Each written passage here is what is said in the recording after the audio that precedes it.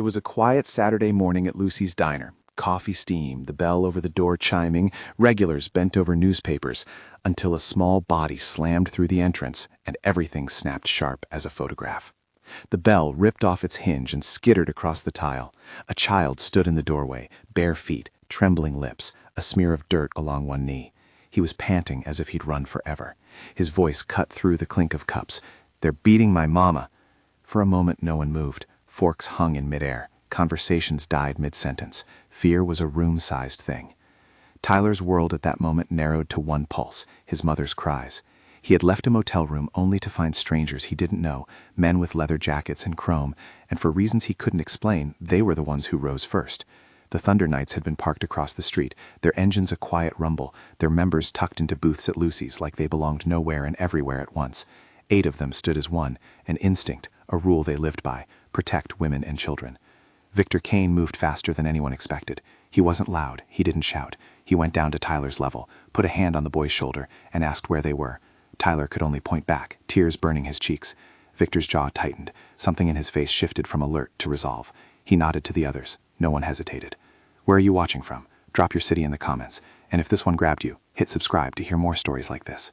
They crossed the street with a kind of quiet that braced itself to become noise.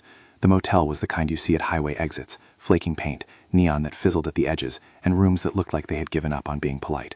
Room 14's window was slightly cracked, curtains trembling inward from the sound inside. From the parking lot came a muffled animal noise, Rebecca's voice, a ragged sound that didn't belong to the place she'd once been laughing in. Victor's boots hit gravel with a soft determination. He had been in the Marines before the club, and the muscle memory of assessing a doorway had not left him. He wrapped 2 fingers around the doorknob and listened. Another cry, a slap, sharp, alarming in a way that made the air itself look guilty. They moved in formations that had nothing to do with theatrics. It was about closing distance, creating safety. They kicked the door in. For the next 30 heartbeats, everything was everything. The smell of cheap motel soap and stale cigarettes, the flare of anger in Marcus Webb's face, the panic in Rebecca's eyes as she curled protectively over herself and Tyler. Marcus was a man whose temper roared louder the more he drank, a man who had used intimidation for months, and in this moment he lunged with the single-minded violence of someone convinced he owned another human. The bikers were not there for drama. They were there to stop a beating. The takedown was fast and deliberate. Victor stepped between Marcus and Rebecca. He caught the man's arm mid-swing. Marcus's fist stalled as if someone had hit a brake inside him. A second later, Riggs' hands were on Rebecca, checking for broken bones, smoothing her hair away from a bruised temple. The scene was controlled chaos, hands grabbing, voices commanding, bodies shifting to protect rather than punish. Marcus hit the motel wall with a thud as 2 Thunder Knights pressed his shoulders behind him and pinioned his arms. He had force behind him. They had the law and numbers and a simple, unshakable purpose. No one celebrated the moment Marcus's fists went still.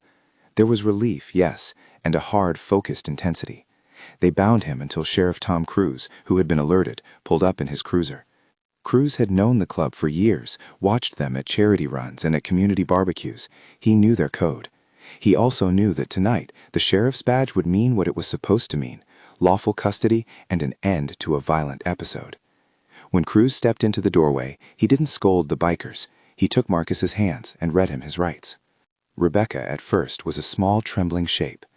The paramedics laid a blanket over her shoulders and asked if she wanted to go to the hospital. Riggs, who had been an army medic, stayed at her side, his fingers light as he checked for concussion. He talked to her like someone would talk to his own sister, quiet, direct, human. The youngest of the club gathered Tyler near Lucy's counter, offering him a paper cup and a napkin and one of those cheap crayons that Lucy kept for the kids.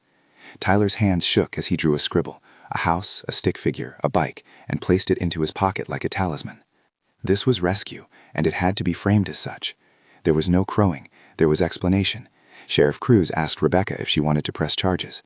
For months, fear had been the quiet voice that told her to stay. Now, awake from the fog of hitting and making excuses, she heard another voice, that of a woman who wanted her children to see a mother who knew boundaries.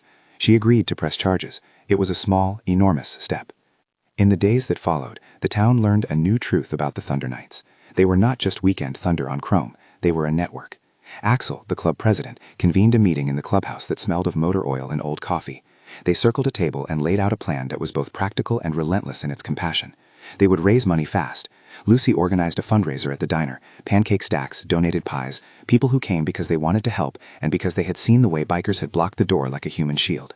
In 2 nights, they had $15,000, hush money for startup needs and moving expenses, and the quiet, expensive things that keep someone safe. That money paid for a different kind of armor. The club found Rebecca and Tyler a small apartment with a landlord who agreed to install better locks. They paid for security cameras, a new phone, and bus fare to interviews. Riggs reached out to an old friend who gave Rebecca a morning shift at the diner where she could be near people who would watch over her.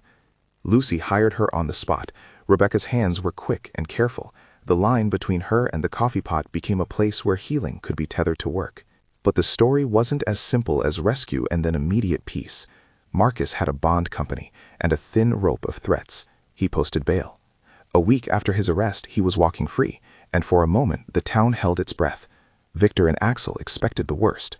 Marcus called, left messages, whispered promises of revenge into silk-thin bravado. It was the pause before a storm.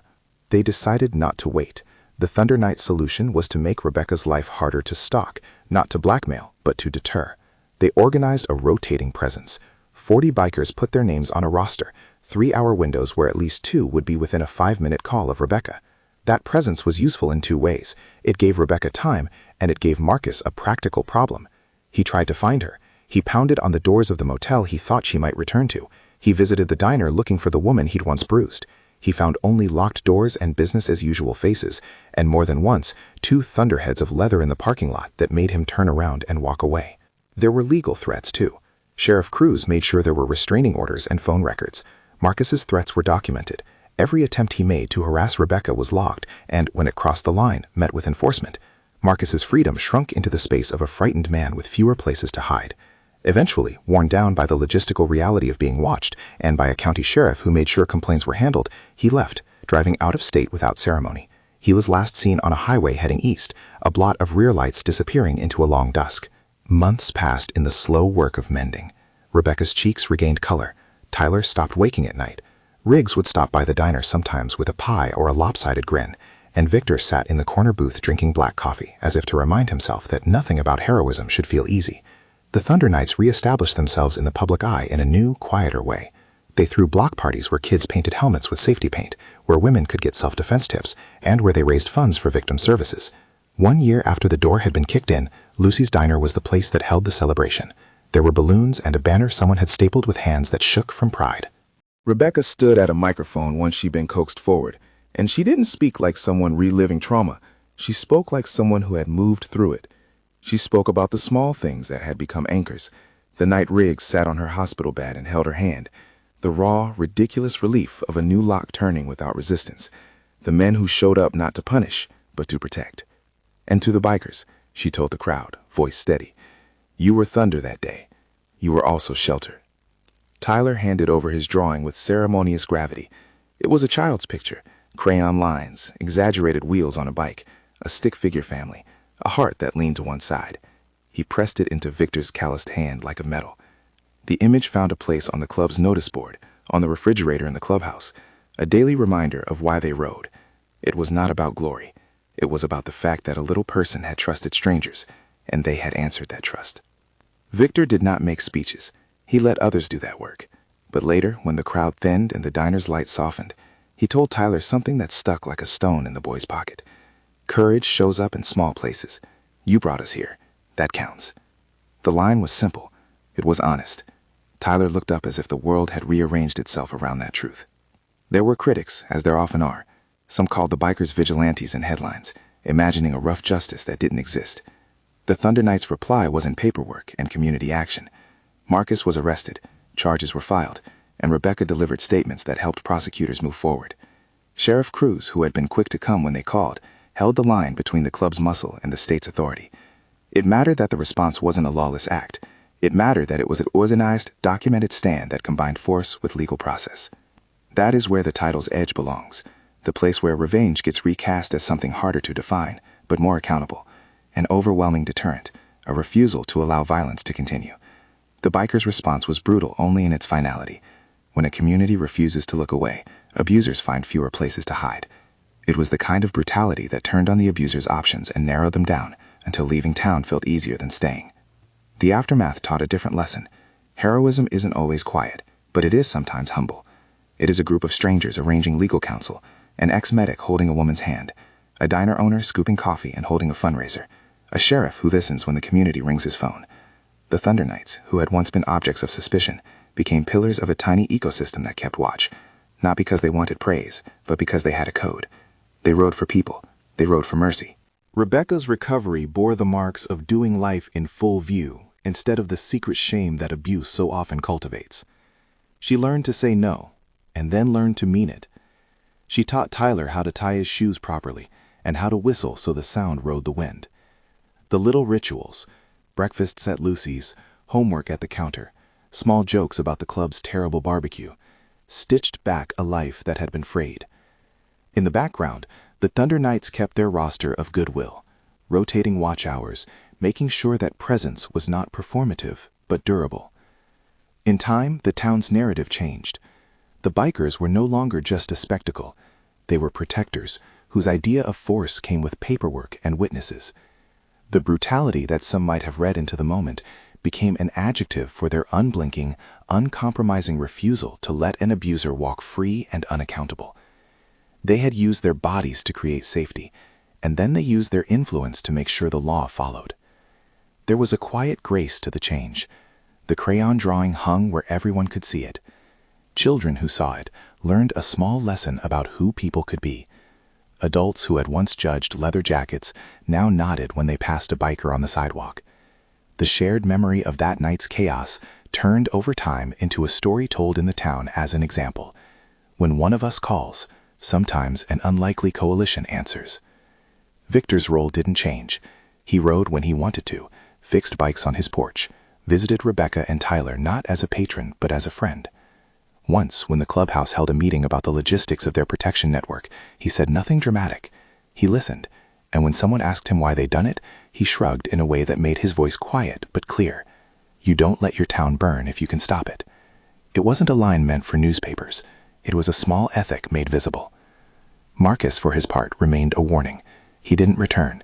He drank his way out of sight. The law kept what it could: records, restraining orders, a trial scheduled because Rebecca pressed charges.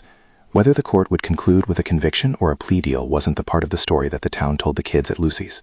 They told the kids about the night a child ran through a door and the strangers who chose to become a shield.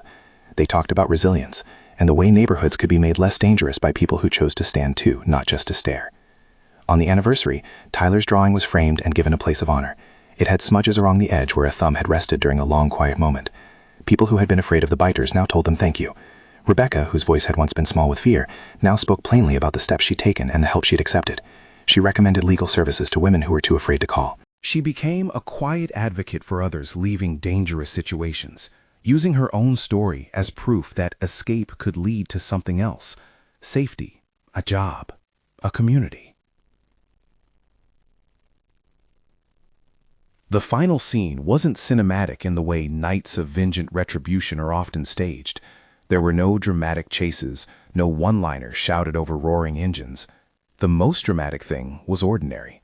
Tyler laughing as he chased a dog around a picnic table, Rebecca rolling her eyes and then smiling as she served coffee, Victor standing by the bikes with his hand on his keyring, as if to remind himself where he kept his promises. If someone wanted to call the bikers' response brutal, let them. It was brutal in the sense that it was unambiguous, forceful, and effective. It was brutal in reputation. Those who hurt others learned that this town had lines that would not be crossed. But it was also accountable. There were sheriffs and courts, and a woman who chose to speak about what had been done to her. The outcome was not a bloody revenge. It was a community refusing to tolerate a pattern of abuse.